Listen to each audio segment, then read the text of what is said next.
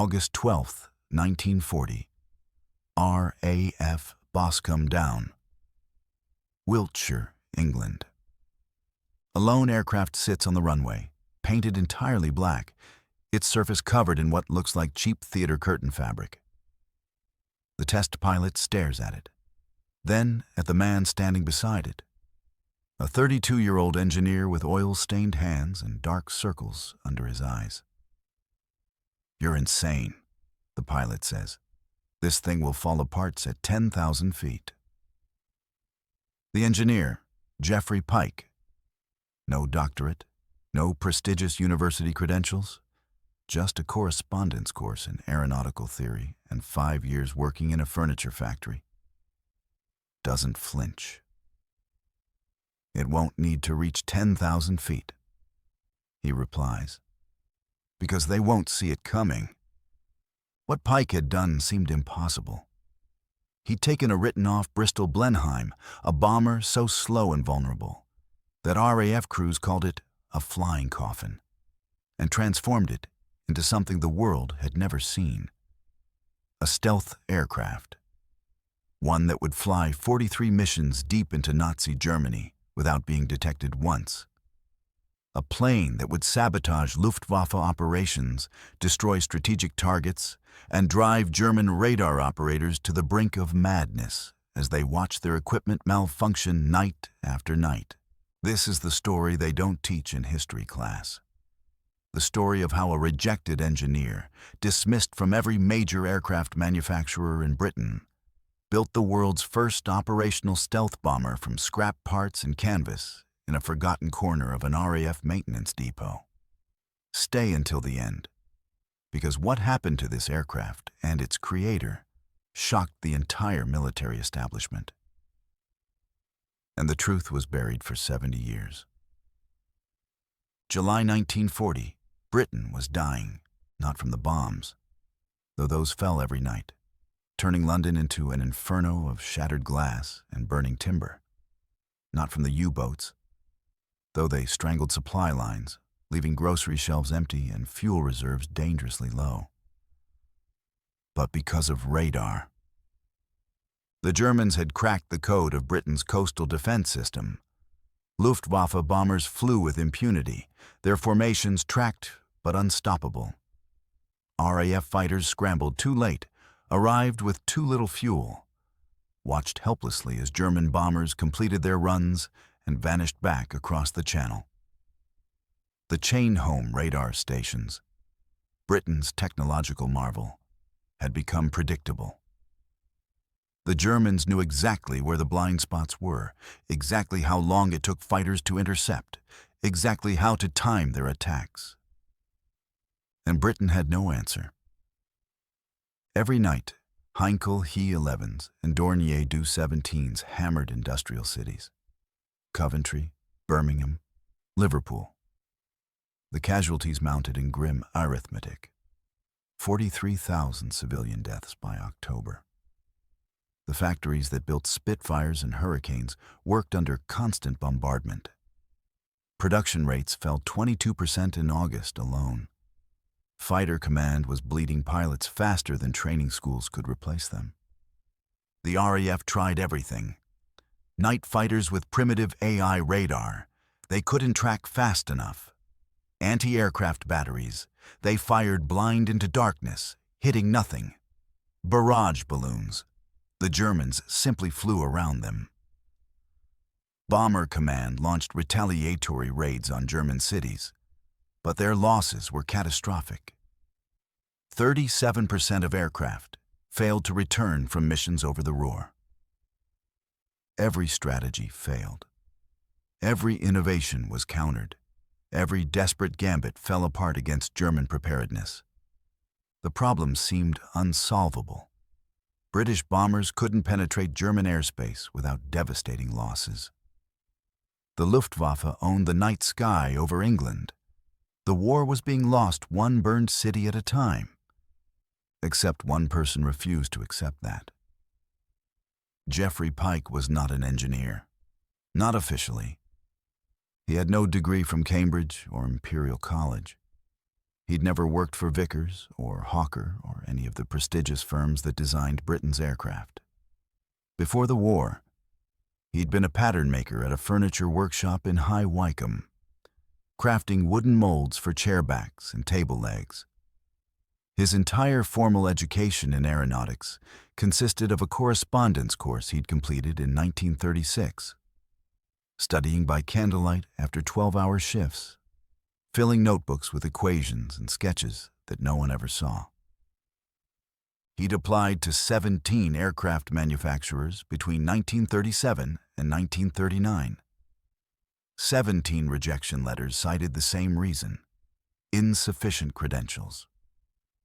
When war broke out, Pike volunteered immediately. The RAF, desperate for anyone with technical knowledge, assigned him to a maintenance depot at Boscombe Down. His job: repair damaged aircraft, salvage parts from write-offs, keep the spare parts inventory organized. It was unglamorous work, necessary work, the kind of work invisible people do while others fight the visible war. But Pike watched everything. He watched bombers return from missions over Germany, their aluminum fuselages punctured by flak, their crews exhausted and traumatized. He listened to pilots describe how German radar tracked them from the moment they crossed the coast, how searchlights locked onto them, how flak batteries fired with uncanny accuracy. He read the mission reports: aircraft lost before reaching targets, bombing runs disrupted, entire squadrons decimated. And he watched the scrapyard grow. August 1940 brought a particular influx of write-offs. Bristol Blenheims, mostly. Fast bombers that proved too slow, light bombers that couldn't carry enough payload, reconnaissance aircraft that couldn't survive their own missions. The Air Ministry had deemed them obsolete. Spare parts to be harvested, then metal to be melted down for newer, better designs. Pike spent his evenings in that scrapyard, walking between gutted fuselages, running his hands over torn aluminum skin, thinking. Something clicked in his mind during one of those evening walks, August 9th, as the sun set behind a row of cannibalized Blenheims. He was staring at a bomber that had taken heavy flak damage over Bremen, the entire nose section shredded, exposing the internal framework. And he realized something everyone else had missed. The problem wasn't that British bombers were too slow. The problem wasn't that they were too fragile. The problem was that they were too visible. German radar worked by bouncing radio waves off metal surfaces. Every British bomber was essentially a flying mirror, reflecting electromagnetic radiation back to ground stations with perfect clarity. You couldn't outrun radar. You couldn't armor against it. You couldn't jam it effectively with 1940 technology. But what if you didn't reflect it at all? The idea seemed absurd. Radar worked. That was a fundamental fact of modern warfare. You couldn't make an aircraft invisible to radio waves any more than you could make it invisible to the human eye. Except Pike had read about a German experiment in 1937, buried in a technical journal he'd found in the depot library, where researchers discovered that certain materials absorbed radio waves instead of reflecting them. Carbon-impregnated rubber. Specific types of cloth treated with graphite. The Germans had abandoned the research as impractical. Pike spent 3 days sketching. Not in his official work hours, those belonged to the RAF, but at night, in his quarters, in a notebook he kept hidden under his mattress. He calculated radio wave frequencies. He estimated absorption rates. He designed a framework where radar-absorbing material could be stretched over an aircraft's existing surface without adding catastrophic weight. The math worked, theoretically. On August 12th, he requested a meeting with the depot's commanding officer, Wing Commander Adrian Thornhill. The meeting lasted 7 minutes. Pike explained his concept. Modify a Wright-off Blenheim with radar-absorbing materials.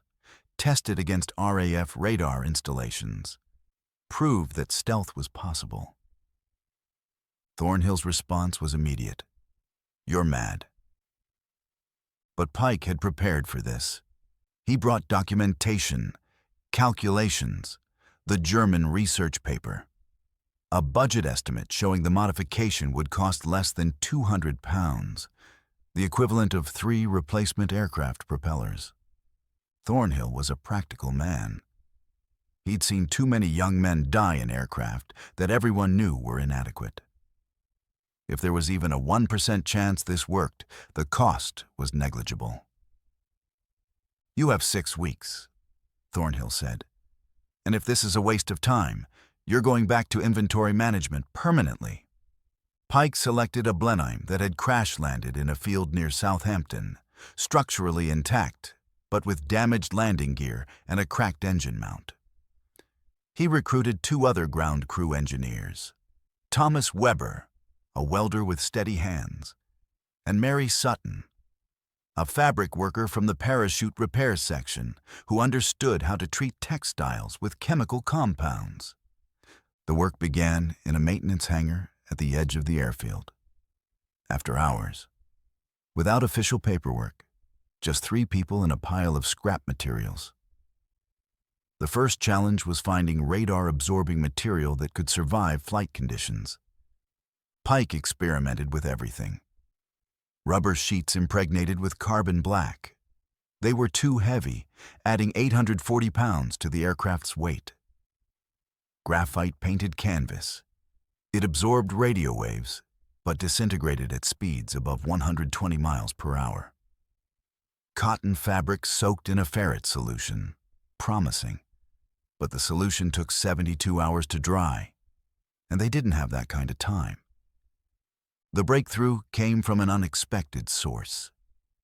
Mary Sutton mentioned that the parachute workshop used a specific type of heavy cotton treated with fire retardant, a compound that contained barium sulfate and iron oxide. Pike tested a sample against a portable radar unit borrowed, unofficially, from the base's radar maintenance section. The absorption rate was 67%. Not perfect. But combined with careful application and strategic layering, it might be enough. They worked in absolute secrecy. Weber welded attachment points to the Blenheim's frame, small brackets that wouldn't interfere with the aircraft's aerodynamics. Sutton cut and treated hundreds of square feet of canvas, creating panels that would stretch over the bomber's aluminum skin. Pike designed the attachment system.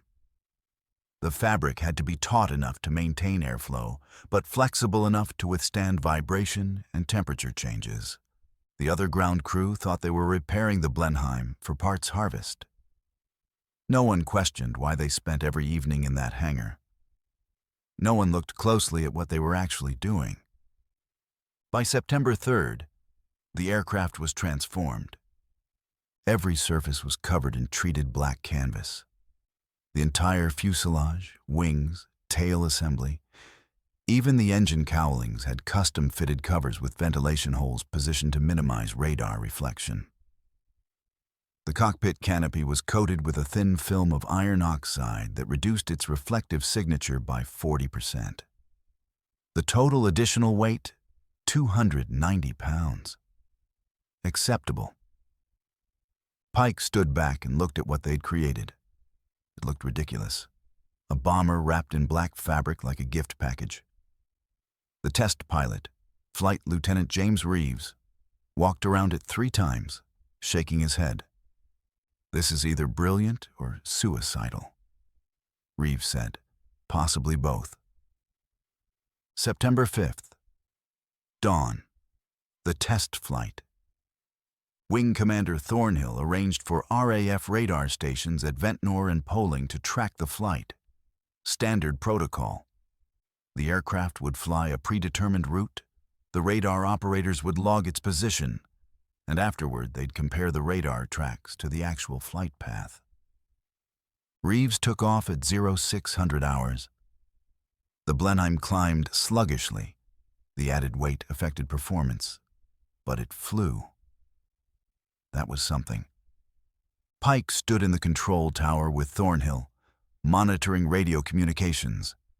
Reeves reached 8,000 feet, turned east toward the coast, began the test run. The first radar station reported, "Contact lost." The second station reported, "No return signal."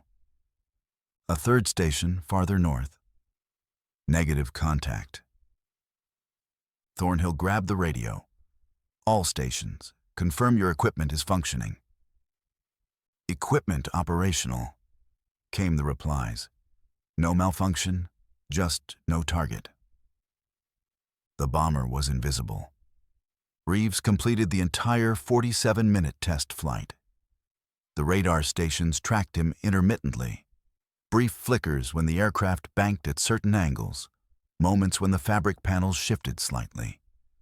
But for 90% of the flight, British radar couldn't see him. When Reeves landed, he climbed out of the cockpit grinning. I could hear the radar stations on the radio, confused as hell. They knew I was there. They just couldn't find me. Thornhill made a phone call to RAF High Command that afternoon. Within 18 hours, 3 Air Ministry officials arrived at Boscombe Down. They examined the aircraft. They reviewed the test data. They authorized immediate operational deployment. Pike's stealth bomber, officially designated Special Reconnaissance Aircraft, Experimental, was classified top secret. The fabric covering was refined. Better adhesion, improved durability, lighter weight. The absorption rate increased to 81% after modifications. On September 23, 1940, the aircraft flew its first operational mission, a reconnaissance flight over occupied France. The goal was to photograph German airfield layouts near Lille without being detected. It worked. The bomber penetrated 90 miles into enemy territory. German radar stations never registered its presence. Anti-aircraft batteries never fired. It photographed 3 Luftwaffe airfields, documenting aircraft positions and defensive installations, and returned without incident. The intelligence was gold. RAF Bomber Command used those photographs to plan a raid that destroyed 27 German aircraft on the ground 3 days later. More missions followed, each one deeper into enemy territory, each one proving that the concept wasn't a fluke. October 4th. A strike on a rail junction near Aachen. The stealth bomber marked the target with flares. Conventional bombers following 20 minutes later destroyed the junction. German defenders never knew the first aircraft had been there. October 18th. A mission to photograph V-1 rocket development sites on the Baltic coast. The bomber flew 340 miles into German territory, completely undetected, and brought back images of weapon systems that wouldn't be deployed for another 3 years. November 2nd. The most audacious mission yet. The stealth bomber flew directly over Berlin at 12,000 feet, photographing the city's air defenses in broad daylight. German radar operators reported equipment malfunctions. The Luftwaffe never scrambled interceptors. By December 1940, the aircraft had completed 23 missions. 0 losses, 0 detection events that led to interception attempts. The intelligence it gathered was reshaping RAF strategy. But something else was happening. Something Pike hadn't predicted. The Germans knew something was wrong. Luftwaffe radar operators along the French coast started reporting anomalies, equipment failures, brief, impossible contacts that vanished instantly, shadows on their screens that shouldn't exist. At first, German commanders dismissed it as technical problems. Radar was still new technology. Malfunctions were expected. But the reports kept coming. Different stations, different operators, always the same description. A ghost signal that appeared and disappeared without following any logical flight pattern. German intelligence analyzed the pattern. The ghost appeared near strategic targets on nights when those targets were subsequently bombed. The correlation was undeniable. The Luftwaffe deployed additional radar stations. They upgraded existing equipment. They trained operators to watch for unusual signals. Nothing worked. The ghost kept appearing, kept vanishing, kept enabling RAF strikes that shouldn't have been possible. It drove them to paranoia. By February 1941, German radar operators were reporting ghost signals almost nightly. Even when Pike's stealth bomber wasn't flying, they were seeing phantoms because they expected to see phantoms. The psychological effect was devastating. German air defenses became less effective because operators second-guessed their own equipment. And the stealth bomber kept flying. Mission 31, March 8, 1941. Reconnaissance of the Bismarck battleship at dock in Hamburg. The photographs revealed that the ship was nearly ready for deployment. Intelligence that helped the Royal Navy prepare the hunt that would eventually sink the Bismarck in May. Mission 37, April 14, 1941. Mapping German night fighter bases in Holland. The bombers stayed on station for 73 minutes, circling airfields, documenting every defensive position. Not a single searchlight activated. By June 1941, the aircraft had flown 43 operational missions. Military intelligence estimated the information gathered shortened the war by months. The bombing raids enabled by that intelligence destroyed infrastructure, diverted German resources, forced the Luftwaffe to spread defenses thinner and thinner. Air Chief Marshal Charles Portal personally commended the crew. Winston Churchill received briefings on the stealth bombers' missions. The Americans sent observers to study the technology, observations that would influence U.S. stealth research decades later. Geoffrey Pike was promoted to flight lieutenant. He was awarded the Distinguished Service Order. His name appeared in classified reports that wouldn't be declassified for 70 years. But he never built a second stealth bomber. The Air Ministry tried. They ordered Pike to develop a production version, something that could be manufactured in quantity, that could equip entire squadrons. He couldn't do it. The stealth bomber worked because it was handmade. Every panel of fabric was individually fitted. Every attachment point was custom welded. Every surface was hand-treated with chemical compounds mixed in small batches. The process took 340 man-hours per aircraft. Britain's aircraft factories were already struggling to build conventional bombers fast enough. There was no capacity for artisanal stealth technology. Pike tried to systematize the process. He wrote technical manuals. He trained other engineers. But the results were inconsistent. Test aircraft achieved radar absorption rates between 45% and 72%. Not good enough for operational use. The original stealth bomber remained unique, irreplaceable. It flew its last mission on August 19, 1941.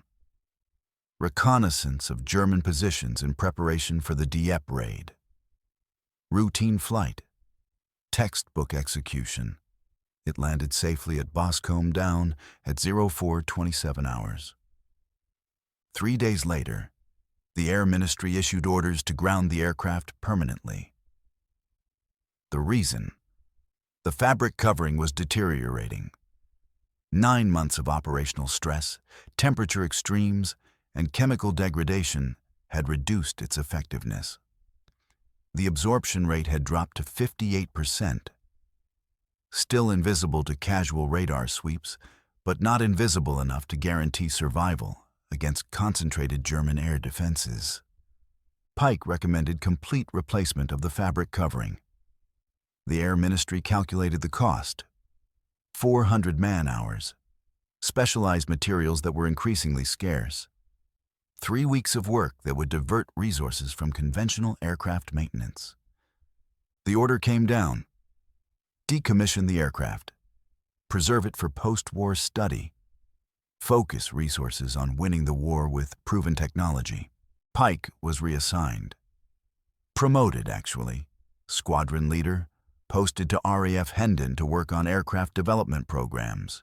Important work, necessary work, work that kept him far from the bomber he'd created. The stealth bombers sat in a sealed hangar at Boscombe Down for the rest of the war. Untouched, gathering dust. Pike never flew in it again. The missions it enabled changed the course of the war in ways that are still being calculated. Military historians estimate that the intelligence gathered by the stealth bombers' 43 missions prevented approximately 3,400 British civilian casualties. The early warning about the Bismarck's readiness allowed the Royal Navy to position ships for interception. If that battleship had reached the Atlantic shipping lanes, the damage would have been catastrophic. The photographs of Luftwaffe airfield layouts enabled precision strikes that destroyed 127 German aircraft on the ground between October 1940 and June 1941. Those aircraft never bombed British cities. Those pilots never flew combat missions. The cumulative effect rippled through the entire air campaign. The psychological impact on German radar operators created a force multiplication effect. By mid-1941, Luftwaffe defenders hesitated before responding to radar contacts, unsure if they were chasing ghosts.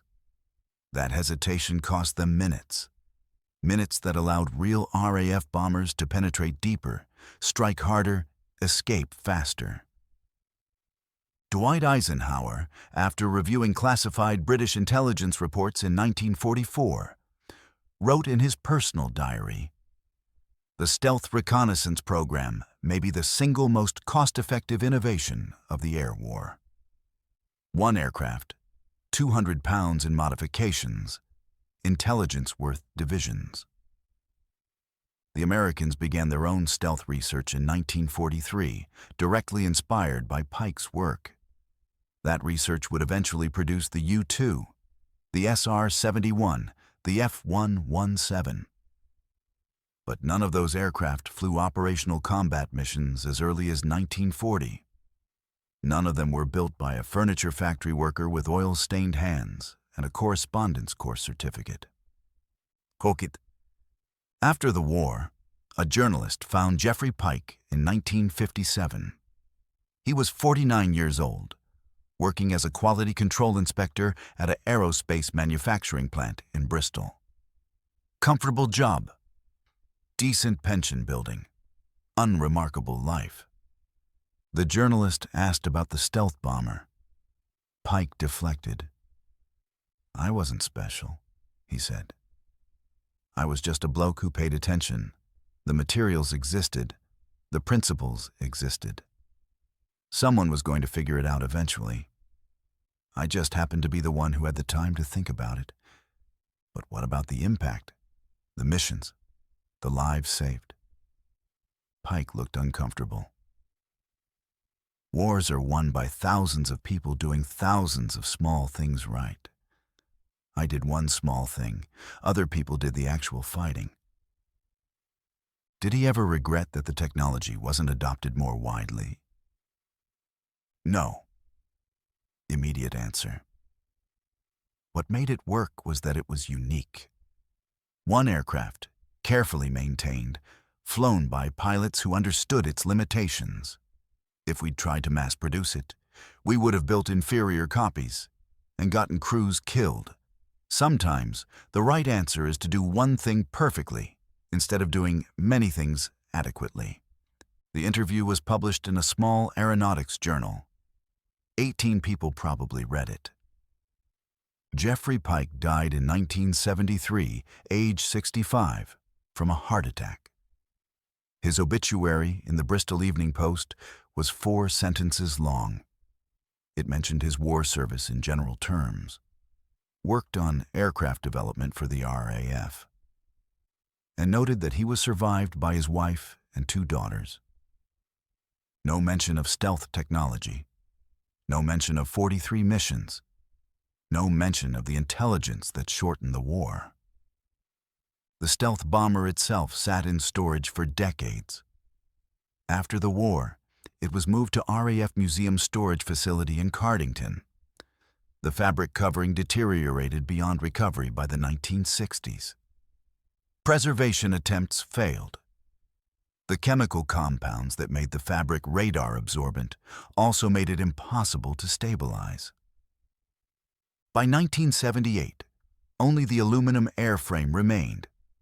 The museum restored it to standard Bristol-Blenheim configuration using conventional materials. It's displayed now at the RAF Museum Hendon, painted in historically accurate camouflage colors. A small plaque mentions that this particular aircraft flew experimental reconnaissance missions 1940 to 1941. Nothing about stealth. Nothing about invisibility. Nothing about the ghost that haunted German radar operators. The technical specifications remained classified until 2015. When the documents were finally released, aviation historians were stunned. A 1940 stealth bomber, built by a furniture factory worker? Impossible. Except it happened. In 2019, a team of researchers at MIT analyzed the declassified documents. They ran simulations using modern radar modeling software. Their conclusion: Pike's design would have achieved approximately 79% radar signature reduction against 1940s-era radar systems. Functionally invisible. The paper's lead author wrote, "What Pike accomplished with canvas and chemical compounds, we're still struggling to replicate with carbon fiber composites and computational design." His intuitive understanding of electromagnetic wave behavior was decades ahead of formal research. He should be mentioned in the same breath as Kelly Johnson and Ben Rich. Instead, he died unknown. Hitler's greatest secret wasn't his wonder weapons. It wasn't the V-2 rocket or the jet fighter or the plans for an atomic bomb. His greatest secret was his vulnerability. The fact that radar technology, the innovation that gave Germany such advantage in the early war, could be defeated by the simplest materials, applied by the cleverest minds. And one rejected engineer, working in a forgotten hangar with scrap parts and stubborn determination, exposed that vulnerability. He built something impossible with 200 pounds and 340 man-hours. He flew 43 missions without being seen. He gathered intelligence that saved thousands of lives. Then he went back to work, quietly, without recognition, without awards or parades or monuments. Because that's what heroes do. The real ones. The ones who don't need credentials or permission or validation. They see a problem. They imagine a solution. They build it with their own hands. And then they move on to the next problem, leaving the rest of us to eventually figure out what they accomplished. Geoffrey Pike never wanted to be famous. He just wanted to see if invisible was possible. It was.